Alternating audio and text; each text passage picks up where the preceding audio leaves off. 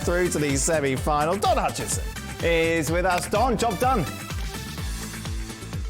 Job done. Made hard work of it, I think. I mean, the performance was decent, but they left until the 90 to go 2-0 up, and Craig was spot on at half-time. I don't think Ten Hag was happy. They did get a little bit sloppy. They switched off. The passing wasn't as crisp, wasn't as sharp.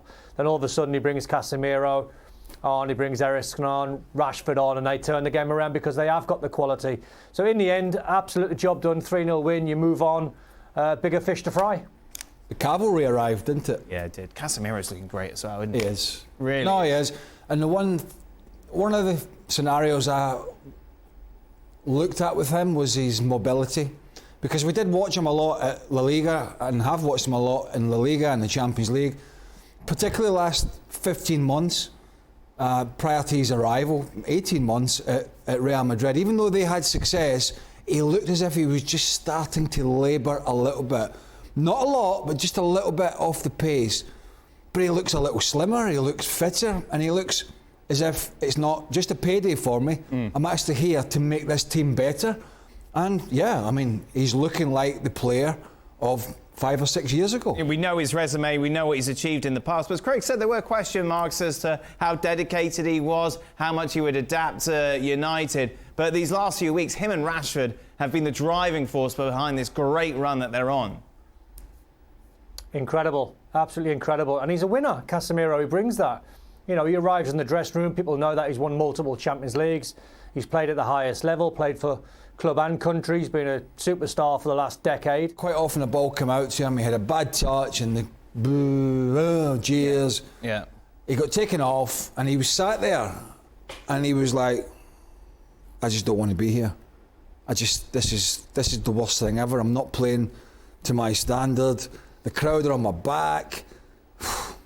Yeah, and now look at him. I mean, it's quite an incredible turnaround. Yeah. People talk about, you know, players and money and all this. It's confidence.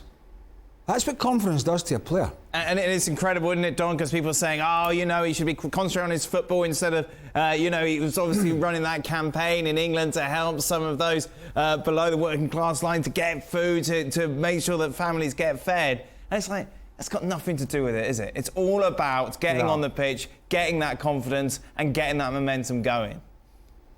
Yeah, the work he done off the pitch was absolutely sensational. It was magnificent, so that's a credit to him and his family. But it's the thing you can't measure in football, Dan. It's confidence. You can't buy it. You can't measure it. I think Ten Hag's had a big part to play because when I watched Marcus Rashford and his finishing over the last 18 months or so, it was almost like he was trying to be either too powerful or too precise. He was aiming for stanchions. He was blazing them over the bar. He was going for too much power. There was not a lot of finesse and a lot of technique. So I think Ten Hag and the coaching staff have worked on his finishing because now you're seeing a guy that's, you know, sticking it in the bottom corners and he's finishing with his left foot, right foot.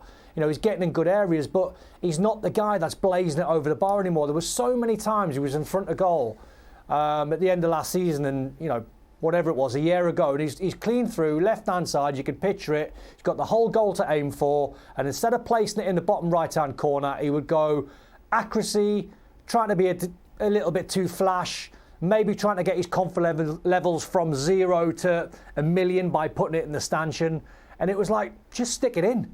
Just put it in the back of the net, get the first goal, get the second, before you know it, you're hitting braces, you're on 5 goals, you get close to 10, 15, and then you're watching a player now, as I said, he's lethal, he can't miss. There was government ministers getting involved, wasn't there? Yeah. Because he was running a campaign for food for he kids. Did it so well, so successfully. And there was, you know, politicians were getting involved, basically telling them to stick to football and all this. And at the end of the day, you know, it's like all walks of life. It's a balance. It's your professional life, and then there's your charitable side and what he was doing for others. But there's no doubt, as the paying public, and I'm talking about Man United fans, whilst they, I'm sure, enjoyed and admired what he was doing, they wanted to see him being back to his best on the field because that's what they pay their money to see. And there's no doubt at the moment they're getting it. It's interesting as well. Manchester derby this weekend, and it's the first time in years that United, you feel, have got any sort of momentum going into this time. Yeah, well, strangely enough, even under Solskjaer, they had some decent results, yeah. but it was a kind of siege mentality, you know, hit on the brake, you know, almost cut and run. It was get in there bit of daylight robbery, out we go. I'm not saying that United are going to dominate in this Manchester derby, because they're probably not. But I don't think we're going to see a United side that are just going to sit back and try and soak up 90 minutes plus of Man City pressure. I think this United side have got more to offer, with Rashford, with Antony, with Eriksen, Casemiro, all these kind of players. So I honestly think we're going to see a real contest at the weekend. Well, thank you very much for watching ESPN on YouTube. For more sports highlights and analysis, be sure to download the ESPN app. And for live streaming, premium content, and let's not forget as well, ESPN FC 7 days a week. Subscribe to ESPN Plus.